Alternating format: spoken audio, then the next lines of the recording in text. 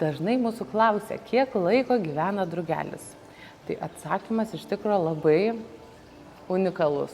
Tai kaip ir su kiekvienu gyvūnu, kaip ir su kiekvienu gyvu organizmu mes negalim nuspėti, kiek jisai laiko gyvens, bet galim prognozuoti maždaug vidutinę gyvenimo trukmę. Tai dažniausiai šitie drugeliai pelėdos, drugelių parodose gyvena kažkur tais apie 2-3 savaitės, mėnesį kartais.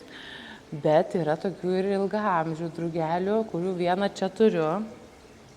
Tai čia irgi toks pats drugelis, kaip ką tik laikiau, tik jisai visiškai skiriasi. Tai pasižiūrėkit, jisai beveik neturi savo sparnų jau, abi pusės jau tik tais pusė kelias matosi, bet šitas drugelis yra kupinas energijos, tai tikrai jisai jau su tokiais sparnais skraido apie 2 savaitės, tai galima numanyti, kad jisai tikriausiai yra nuo pat parodos pradžios. Tai labai toksai įdomus egzempliorius, va čia va abudu jie yra. Tai tikrai būna drugeliai gyvena ir labai labai ilgai. Tai laukiam visų, kad aplankytumėt, sužinotumėt ir pamatytumėt ne tik kaip skraido, kaip tupi, bet ir sužinotumėt labai labai daug įdomių dalykų.